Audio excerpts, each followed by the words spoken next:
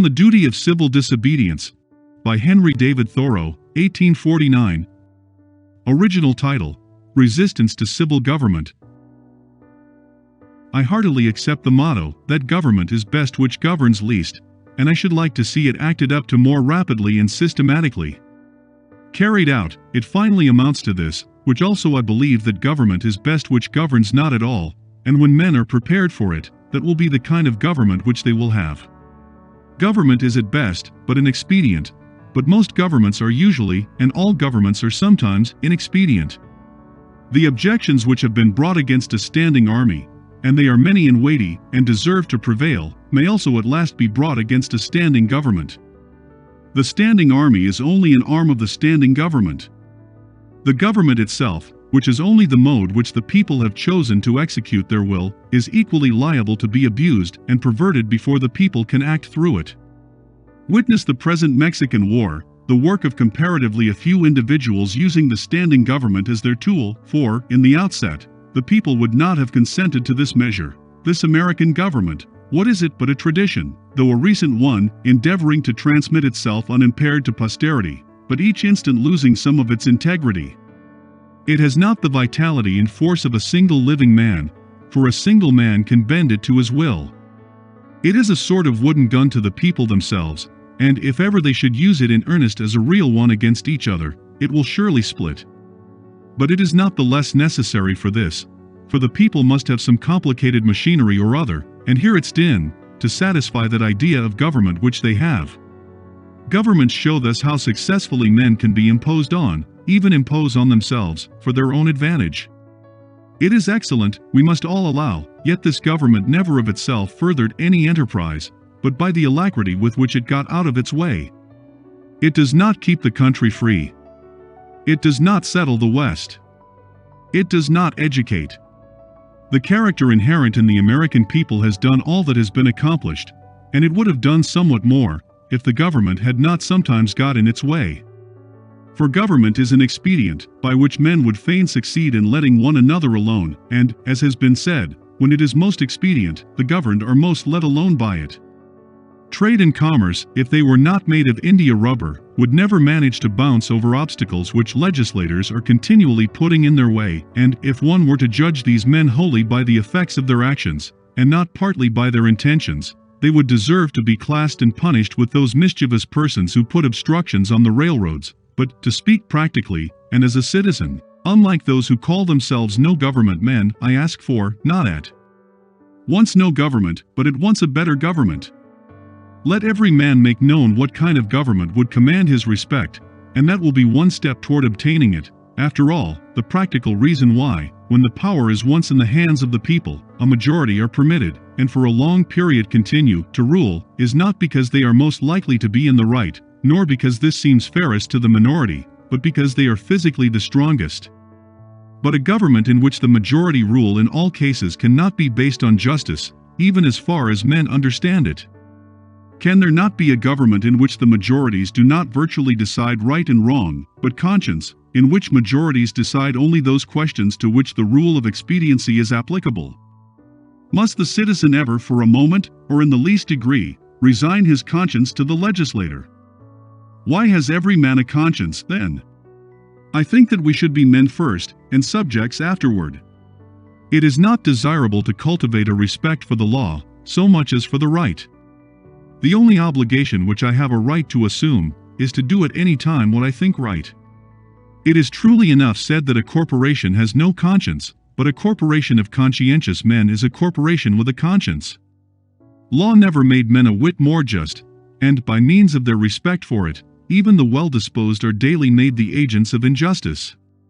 A common and natural result of an undue respect for the law is, that you may see a file of soldiers, colonel, captain, corporal, privates, powder monkeys and all, marching in admirable order over hill and dale to the wars, against their wills, aye, against their common sense and consciences, which makes it very steep marching indeed, and produces a palpitation of the heart.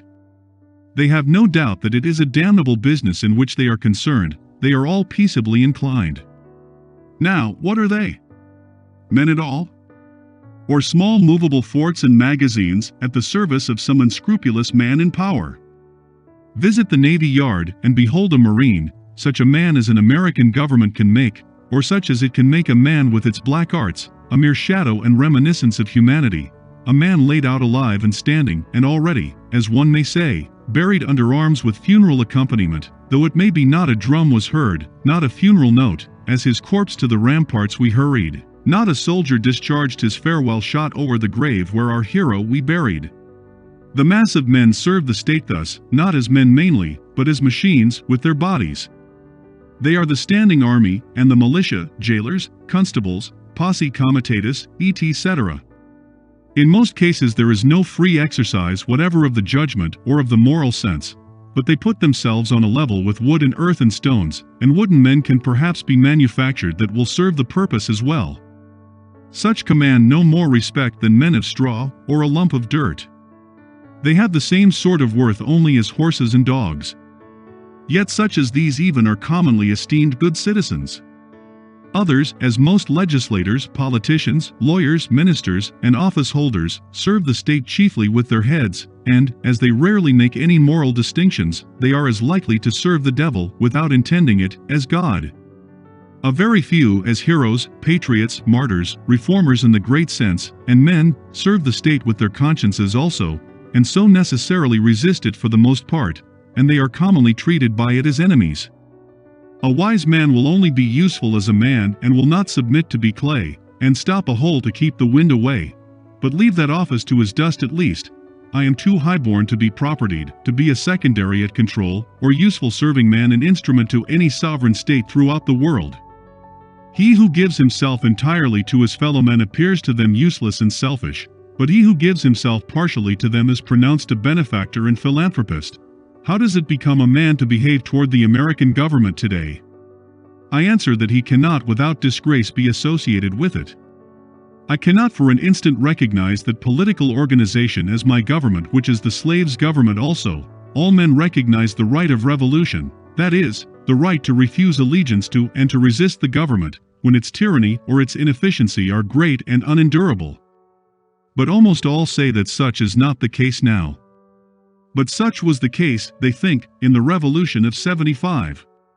If one were to tell me that this was a bad government because it taxed certain foreign commodities brought to its ports, it is most probable that I should not make an ado about it, for I can do without them.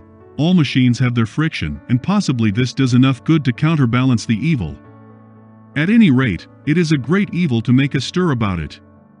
But when the friction comes to have its machine, and oppression and robbery are organized, I say, let us not have such a machine any longer. In other words, when a sixth of the population of a nation which has undertaken to be the refuge of liberty are slaves, and a whole country is unjustly overrun and conquered by a foreign army, and subjected to military law, I think that it is not too soon for honest men to rebel and revolutionize. What makes this duty the more urgent is that fact, that the country so overrun is not our own, but ours is the invading army. Paley, a common authority with many on moral questions, in his chapter on the duty of submission to civil government, resolves all civil obligation into expediency, and he proceeds to say, that so long as the interest of the whole society requires it, that is, so long as the established government cannot be resisted or changed without public inconveniency, it is the will of God that the established government be obeyed, and no longer. This principle being admitted, the justice of every particular case of resistance is reduced to a computation of the quantity of the danger and grievance on the one side, and of the probability and expense of redressing it on the other. Of this, he says, every man shall judge for himself. But Paley appears never to have contemplated those cases to which the rule of expediency does not apply, in which a people, as well as an individual, must do justice, cost what it may. If I have unjustly wrested a plank from a drowning man, I must restore it to him though I drown myself. This, according to Paley, would be inconvenient. But he that would save his life, in such a case, shall lose it. This people must cease to hold slaves, and to make war on Mexico, though it cost them their existence as a people. In their practice, nations agree with Paley. But does anyone think that Massachusetts does exactly what is right at the present crisis? A drab of state, a cloth-o-silver slut, to have her train borne up, and her soul trail in the dirt. Practically speaking, the opponents to a reform in Massachusetts are not 100,000 politicians at the South, but 100,000 merchants and farmers here who are more interested in commerce and agriculture than they are in humanity, and are not prepared to do justice to the slave and to Mexico, cost what it may. I quarrel not with far-off foes, but with those who, near at home, cooperate with, and do the bidding of those far away, and without whom the latter would be harmless. We are accustomed to say that the mass of men are unprepared, but improvement is slow, because the few are not materially wiser or better than the many. It is not so important that many should be as good as you, as that there be some absolute goodness somewhere, for that will leaven the whole lump. There are thousands who are in opinion opposed to slavery and to the war, who yet in effect do nothing to put an end to them, who, esteeming themselves children of Washington and Franklin, sit down with their hands in their pockets, and say that they know not what to do, and do nothing, who even postpone the question of freedom to the question of free trade, and quietly read the prices current along with the latest advices from Mexico, after dinner, and, it may be, fall asleep over them both. What is the price current of an honest man and patriot today? They hesitate, and they regret, and sometimes they petition, but they do nothing in earnest and with effect. They will wait, well disposed, for others to remedy the evil, that they may no longer have it to regret. At most, they give only a cheap vote, and a feeble countenance and Godspeed, to the right, as it goes by them. There are 999 patrons of virtue to one virtuous man, but it is easier to deal with the real possessor of a thing than with the temporary guardian of it. All voting is a sort of gaming, like checkers or backgammon, with a slight moral tinge to it, a playing with right and wrong, with moral questions, and betting naturally accompanies it. The character of the voters is not staked. I cast my vote, perchance, as I think right, but I am not vitally concerned that that right should prevail. I am willing to leave it to the majority. Its obligation, therefore, never exceeds that of expediency. Even voting for the right is doing nothing for it. It is only expressing to men feebly your desire that it should prevail. A wise man will not leave the right to the mercy of chance, nor wish it to prevail through the power of the majority. There is but little virtue in the action of masses of men. When the majority shall at length vote for the abolition of slavery, it will be because they are indifferent to slavery, or because there is but little slavery left to be abolished by their vote. They will then be the only slaves. Only his vote can hasten the abolition of slavery, who asserts his own freedom by his vote. I hear of a convention to be held at Baltimore, or elsewhere, for the selection of a candidate for the presidency, made up chiefly of editors, and men who are politicians by profession, but I think, what is it to any independent, intelligent, and respectable man what decision they may come to? Shall we not have the advantage of his wisdom and honesty, nevertheless? Can we not count upon some independent votes? Are there not many individuals in the country who do not attend conventions? But no, I find that the respectable man, so called, has immediately drifted from his position, and despairs of his country, when his country has more reasons to despair of him. He forthwith adopts one of the candidates thus selected as the only available one, thus proving that he is himself available for any purposes of the demagogue. His vote is of no more worth than that of any unprincipled foreigner or hireling native, who may have been bought. Oh, for a man who is a man, and, as my neighbor says, has a bone in his back which you cannot pass your hand through. Our statistics are at fault. The population has been returned too large. How many men are there to a square 1,000 miles in the country? Hardly one. Does not America offer any inducement for men to settle here? The American has dwindled into an odd fellow, one who may be known by the development of his organ of gregariousness, and a manifest lack of intellect and cheerful self-reliance, whose first and chief concern, on coming into the world, is to see that the almshouses are in good repair, and, before yet he has lawfully donned the virile garb, to collect a fund for the support of the widows and orphans that may be, who, in short, ventures to live only by the aid of the mutual insurance company, which has promised to bury him decently. It is not a man's duty, as a matter of course, to devote himself to the eradication of any, even the most enormous wrong. He may still properly have other concerns to engage him, but it is his duty, at least, to wash his hands of it, and, if he gives it no thought longer, not to give it practically his support.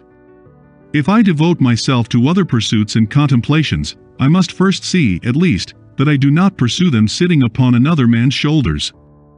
I must get off him first, that he may pursue his contemplations too.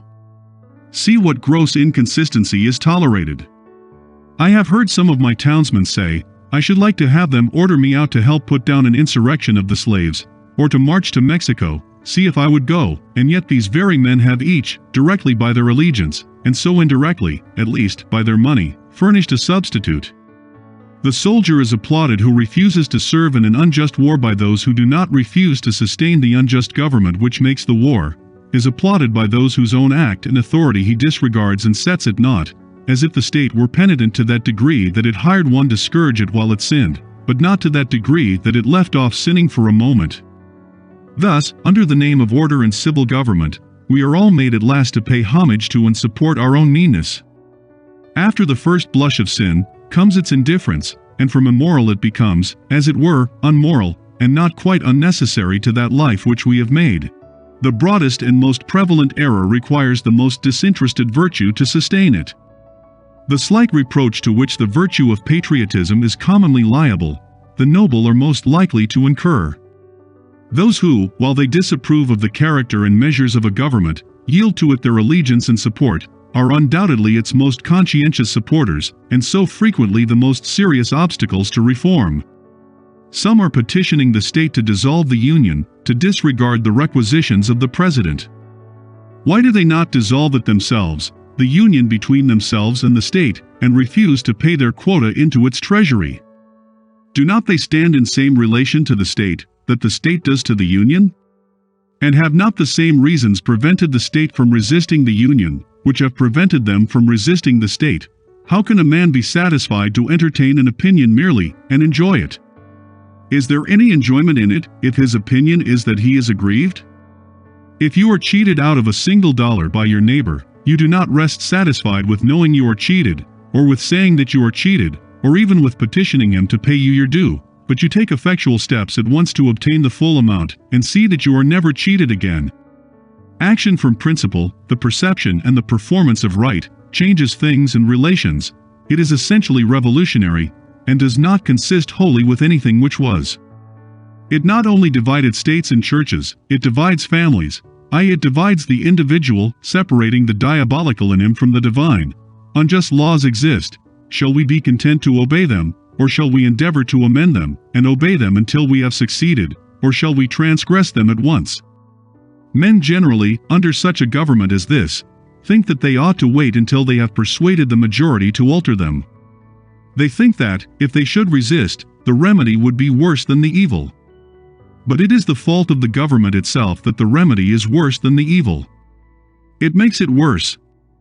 Why is it not more apt to anticipate and provide for reform? Why does it not cherish its wise minority? Why does it cry and resist before it is hurt? Why does it not encourage its citizens to be on the alert to point out its faults, and do better than it would have them? Why does it always crucify Christ, and excommunicate Copernicus and Luther, and pronounce Washington and Franklin rebels? One would think that a deliberate and practical denial of its authority was the only offense never contemplated by government. Else, why has it not assigned its definite, its suitable and proportionate penalty? If a man who has no property refuses, but wants to earn 9 shillings for the state, he is put in prison for a period unlimited by any law that I know, and determined only by the discretion of those who placed him there. But if he should steal 90 times 9 shillings from the state, he is soon permitted to go at large again. If the injustice is part of the necessary friction of the machine of government, let it go. Let it go, perchance it will wear smooth, certainly the machine will wear out. If the injustice has a spring, or a pulley, or a rope, or a crank, exclusively for itself, then perhaps you may consider whether the remedy will not be worse than the evil. But if it is of such a nature that it requires you to be the agent of injustice to another, then, I say, break the law. Let your life be a counter-friction to stop the machine. What I have to do is to see, at any rate, that I do not lend myself to the wrong which I condemn. As for adopting the ways which the state has provided for remedying the evil, I know not of such ways. They take too much time, and a man's life will be gone. I have other affairs to attend to. I came into this world not chiefly to make this a good place to live in, but to live in it, be it good or bad. A man has not everything to do, but something, and because he cannot do everything, it is not necessary that he should do something wrong. It is not my business to be petitioning the governor or the legislature any more than it is theirs to petition me, and, if they should not hear my petition, what should I do then? But in this case the state has provided no way, its very constitution is the evil. This may seem to be harsh and stubborn and unconciliatory, but it is to treat with the utmost kindness and consideration the only spirit that can appreciate or deserves it. So is all change for the better, like birth and death which convulse the body. I do not hesitate to say that those who call themselves abolitionists should at once effectually withdraw their support, both in person and property, from the government of Massachusetts, and not wait till they constitute a majority of one, before they suffer the right to prevail through them. I think that it is enough if they have God on their side, without waiting for that other one. Moreover, any man more right than his neighbors constitutes a majority of one already. I meet this American government, or its representative, the state government, directly, and face to face, once a year, no more, in the person of its tax gatherer. This is the only mode in which a man situated as I am necessarily meets it, and it then says distinctly, recognize me, and the simplest, the most effectual, and, in the present posture of affairs, the indispensablest mode of treating with it on this head, of expressing your little satisfaction with and love for it, is to deny it then. My civil neighbor, the tax gatherer, is the very man I have to deal with, for it is, after all, with men and not with parchment that I quarrel, and he has voluntarily chosen to be an agent of the government. How shall he ever know well what he is and does as an officer of the government, or as a man, until he is obliged to consider whether he shall treat me, his neighbor, for whom he has respect, as a neighbor and well-disposed man, or as a maniac and disturber of the peace, and see if he can get over this obstruction to his neighborliness without a ruder and more impetuous thought or speech corresponding with his action.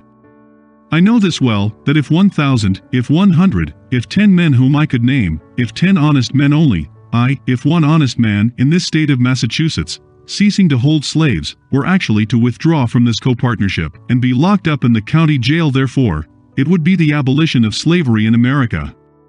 For it matters not how small the beginning may seem to be. What is once well done is done forever. But we love better to talk about it, that we say is our mission. Reform keeps many scores of newspapers in its service, but not one man.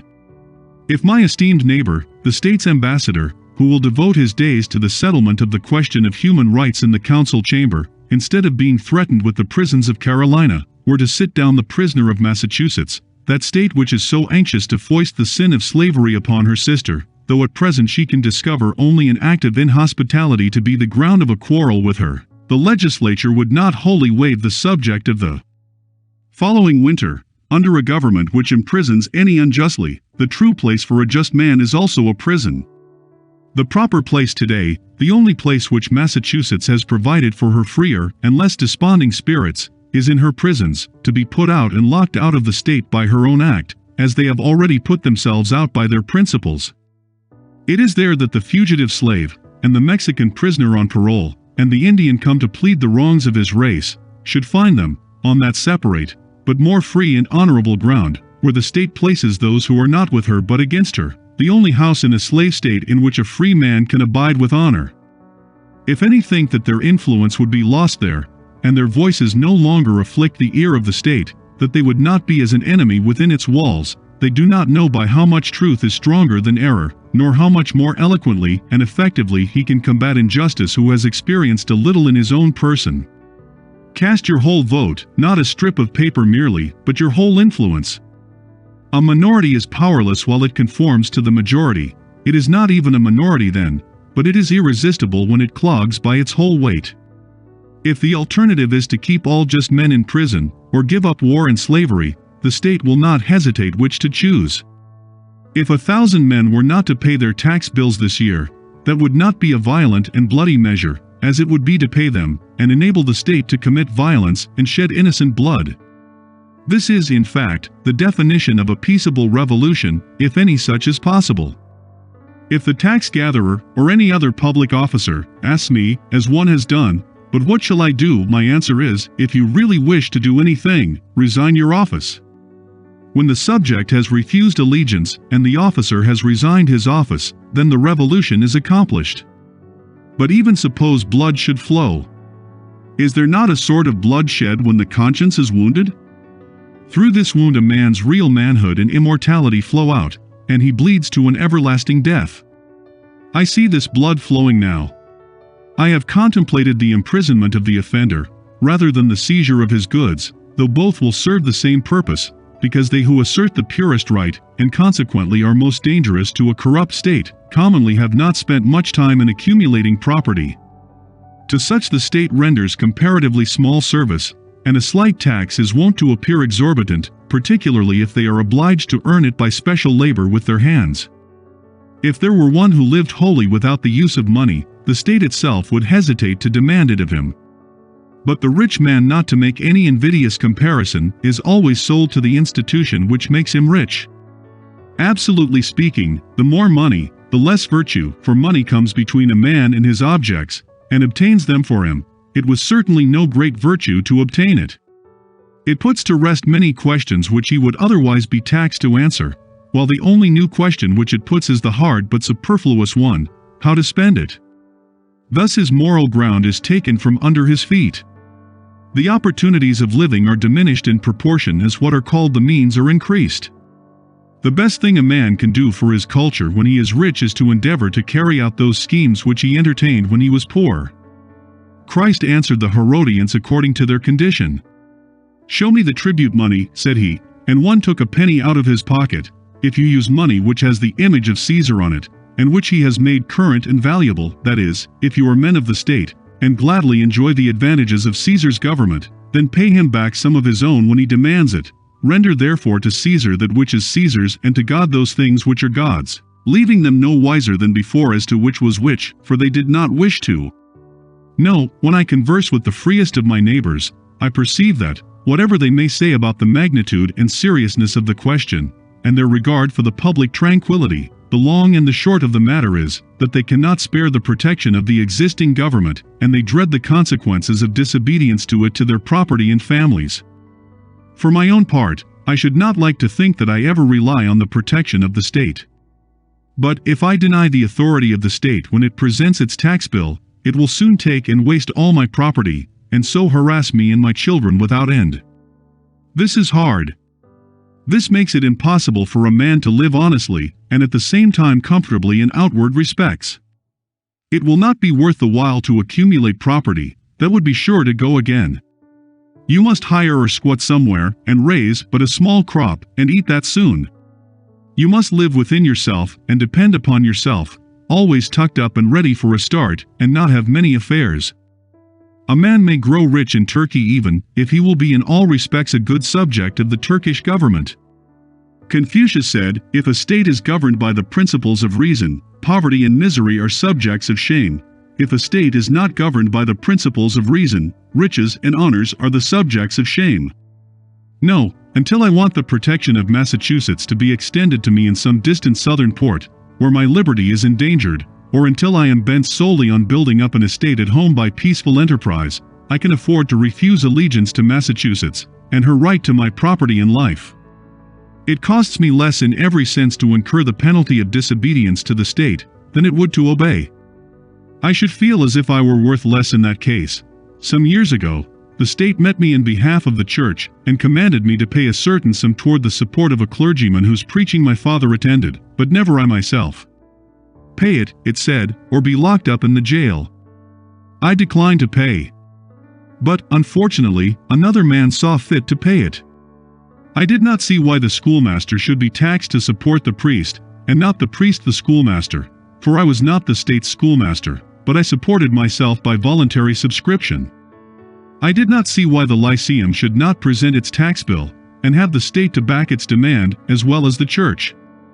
However, at the request of the selectmen, I condescended to make some such statement as this in writing: "Know all men by these presents, that I, Henry Thoreau, do not wish to be regarded as a member of any incorporated society which I have not joined." This I gave to the town clerk, and he has it.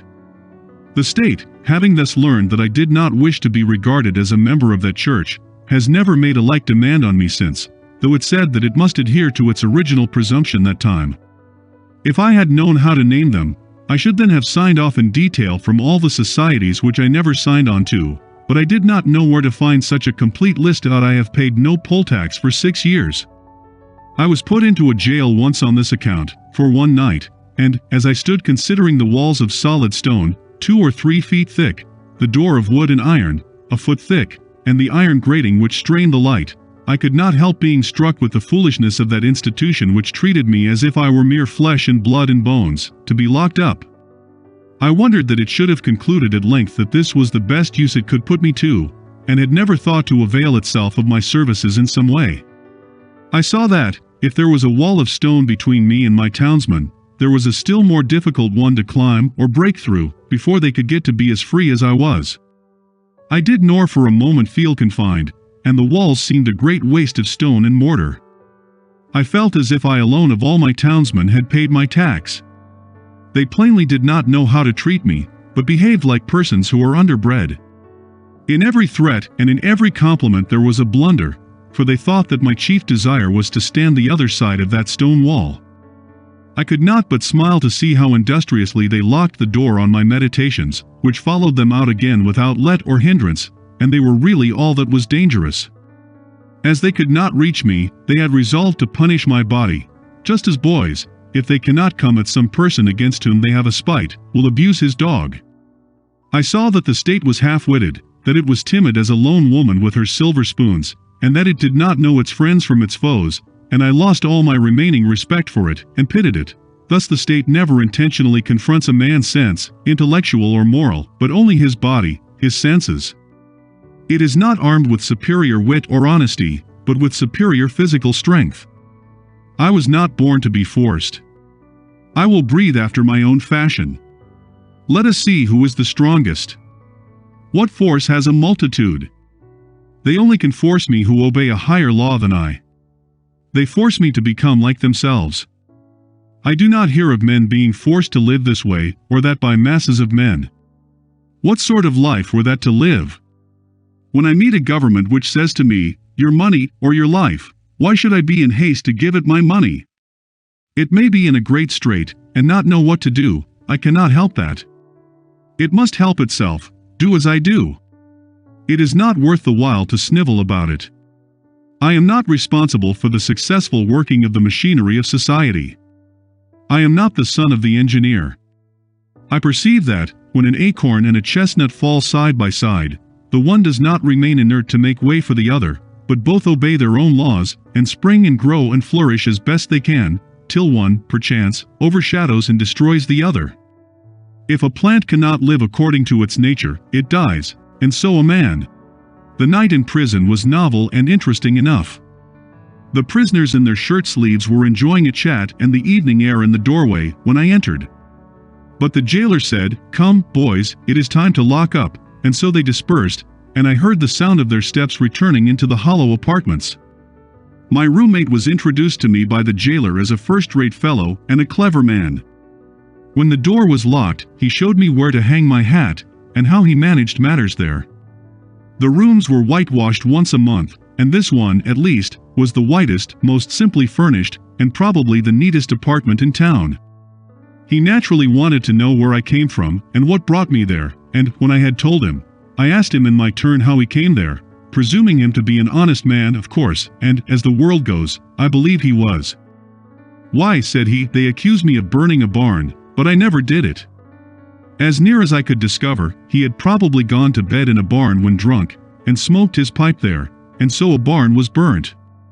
He had the reputation of being a clever man, had been there some 3 months waiting for his trial to come on, and would have to wait as much longer, but he was quite domesticated and contented, since he got his board for nothing, and thought that he was well treated. He occupied one window, and I the other, and I saw that, if one stayed there long, his principal business would be to look out the window.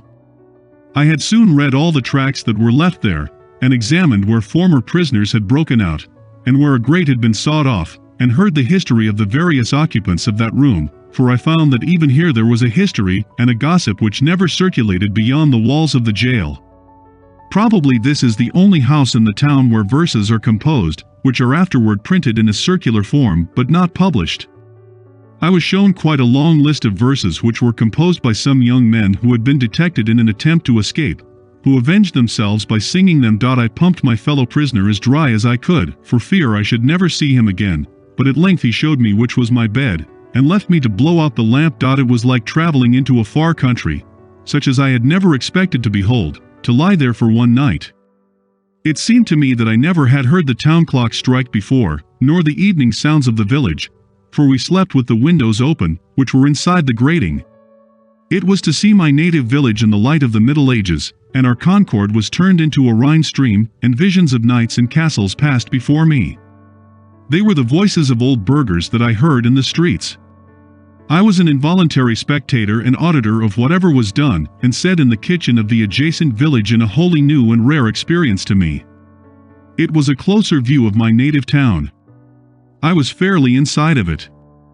I never had seen its institutions before. This is one of its peculiar institutions, for it is a shire town. I began to comprehend what its inhabitants were about. In the morning, our breakfasts were put through the hole in the door, in small oblong square tin pans, made to fit, and holding a pint of chocolate, with brown bread, and an iron spoon. When they called for the vessels again, I was green enough to return what bread I had left, but my comrade seized it, and said that I should lay that up for lunch or dinner. Soon after, he was let out to work at haying in a neighboring field, whither he went every day, and would not be back till noon. So he bade me good day, saying that he doubted if he should see me again. When I came out of prison, for someone interfered, and paid the tax, I did not perceive that great changes had taken place on the common, such as he observed who went in a youth, and emerged a grey-headed man, and yet a change had to my eyes come over the scene, the town, and state, and country, greater than any that mere time could effect. I saw yet more distinctly the state in which I lived. I saw to what extent the people among whom I lived could be trusted as good neighbors and friends, that their friendship was for summer weather only, that they did not greatly purpose to do right, that they were a distinct race from me by their prejudices and superstitions, as the Chinamen and Malays are, that, in their sacrifices to humanity they ran no risks, not even to their property, that, after all, they were not so noble, but they treated the thief as he had treated them, and hoped by a certain outward observance and a few prayers, and by walking in a particular straight though useless path from time to time, to save their souls. This may be to judge my neighbors harshly, for I believe that most of them are not aware that they have such an institution as the jail in their village. It was formerly the custom in our village, when a poor debtor came out of jail, for his acquaintances to salute him, looking through their fingers, which were crossed to represent the grating of a jail window. "How do ye do?" My neighbors did not thus salute me, but first looked at me, and then at one another, as if I had returned from a long journey. I was put into jail as I was going to the shoemaker's to get a shoe which was mended. When I was let out the next morning, I proceeded to finish my errand, and, having put on my mended shoe, joined a huckleberry party, who were impatient to put themselves under my conduct, and in half an hour, for the horse was soon tackled, was in the midst of a huckleberry field, on one of our highest hills, 2 miles off, and then the state was nowhere to be seen. This is the whole history of my prisons.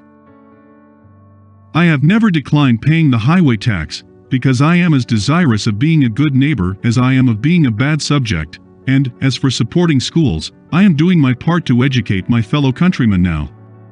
It is for no particular item in the tax bill that I refuse to pay it. I simply wish to refuse allegiance to the state, to withdraw and stand aloof from it effectually. I do not care to trace the course of my dollar, if I could, till it buys a man, or a musket to shoot one with. The dollar is innocent, but I am concerned to trace the effects of my allegiance.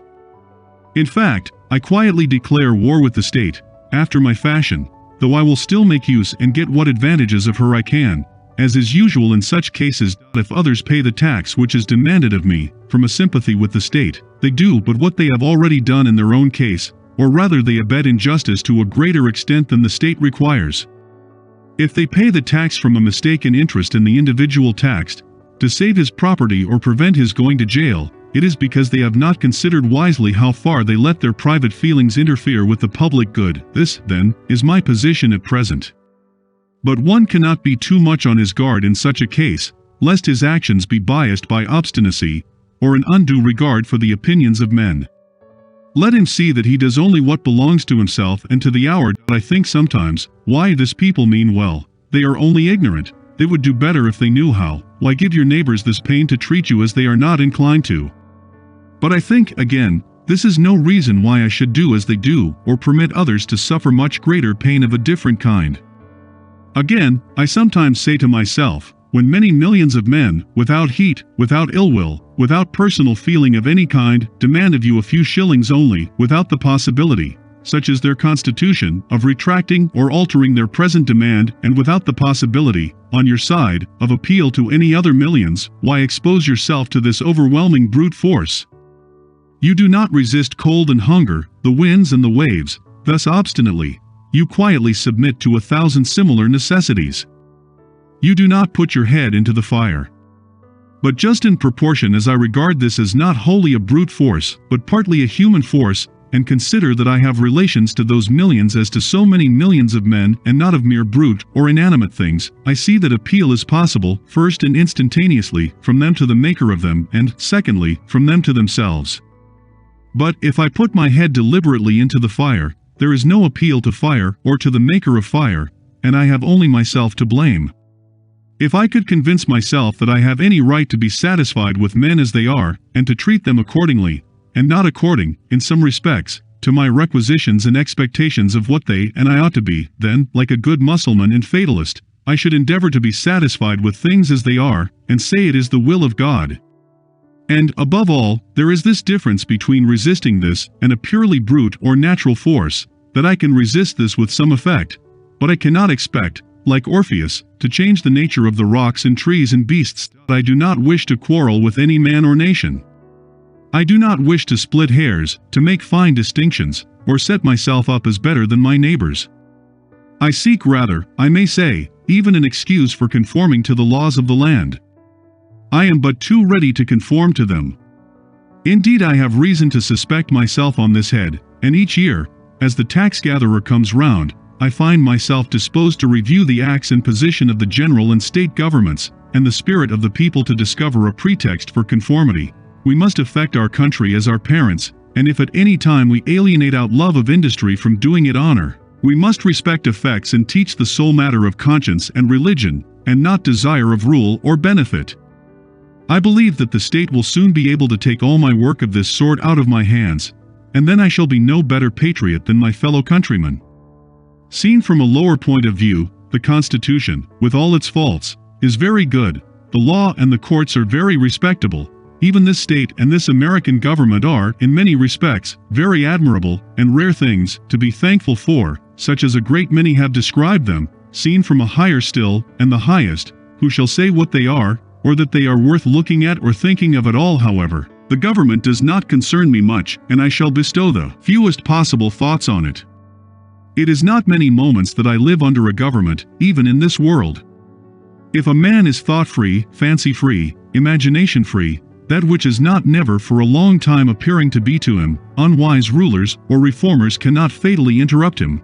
I know that most men think differently from myself, but those whose lives are by profession devoted to the study of these or kindred subjects content me as little as any. Statesmen and legislators, standing so completely within the institution, never distinctly and nakedly behold it.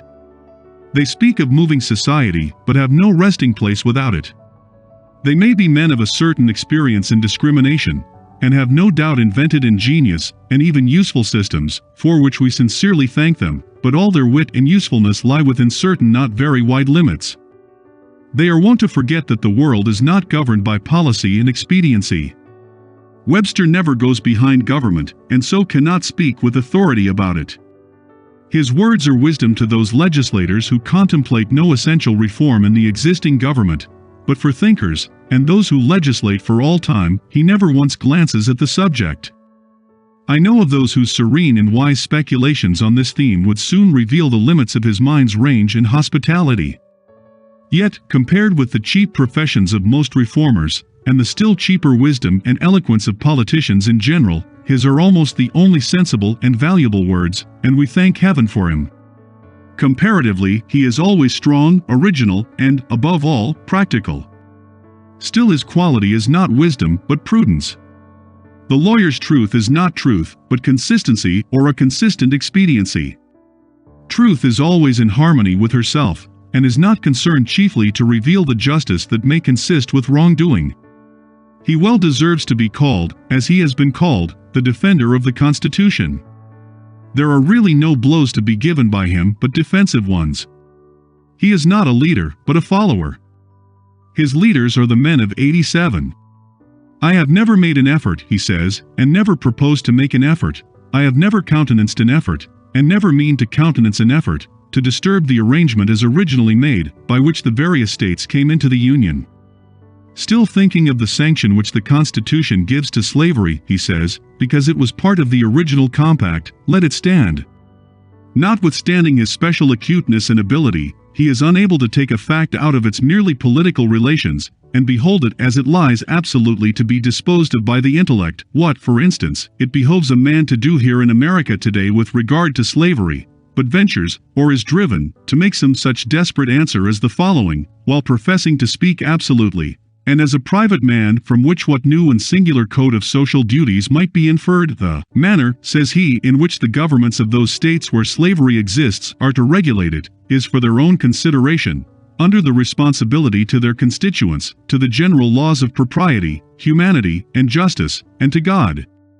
Associations formed elsewhere, springing from a feeling of humanity, or any other cause, have nothing whatever to do with it. They have never received any encouragement from me, and they never will. These extracts have been inserted since the lecture was read. HDT, they who know of no purer sources of truth, who have traced up its stream no higher, stand, and wisely stand, by the Bible and the Constitution, and drink at it there with reverence and humanity. But they who behold where it comes trickling into this lake or that pool, gird up their loins once more, and continue their pilgrimage toward its fountainhead. No man with a genius for legislation has appeared in America. They are rare in the history of the world. There are orators, politicians, and eloquent men, by the thousand, but the speaker has not yet opened his mouth to speak who is capable of settling the much vexed questions of the day. We love eloquence for its own sake, and not for any truth which it may utter, or any heroism it may inspire. Our legislators have not yet learned the comparative value of free trade and of freedom, of union, and of rectitude, to a nation. They have no genius or talent for comparatively humble questions of taxation and finance, commerce and manufactures and agriculture. If we were left solely to the wordy wit of legislators in Congress for our guidance, uncorrected by the seasonable experience and the effectual complaints of the people, America would not long retain her rank among the nations. For 1800 years, though perchance I have no right to say it, the New Testament has been written, yet where is the legislator who has wisdom and practical talent enough to avail himself of the light which it sheds on the science of legislation, the authority of government, even such as I am willing to submit to, for I will cheerfully obey those who know and can do better than I, and in many things even those who neither know nor can do so well, is still an impure one. To be strictly just, it must have the sanction and consent of the governed. It can have no pure right over my person and property, but what I concede to it. The progress from an absolute to a limited monarchy, from a limited monarchy to a democracy, is a progress toward a true respect for the individual. Even the Chinese philosopher was wise enough to regard the individual as the basis of the empire. Is a democracy, such as we know it, the last improvement possible in government? Is it not possible to take a step further towards recognizing and organizing the rights of man? There will never be a really free and enlightened state until the state comes to recognize the individual as a higher and independent power from which all its own power and authority are derived, and treats him accordingly. I please myself with imagining a state at last which can afford to be just to all men, and to treat the individual with respect as a neighbor, which even would not think it inconsistent with its own repose, if a few were to live aloof from it, not meddling with it, nor embraced by it, who fulfilled all the duties of neighbors and fellowmen. A state which bore this kind of fruit, and suffered it to drop off as fast as it ripened, would prepare the way for a still more perfect and glorious state, which also I have imagined, but not yet anywhere seen. Thank you for watching. If you appreciate this content, please help the YouTube algorithm know by liking this video and subscribing to the Classic Masterworks channel. We hope to see you again. Goodbye.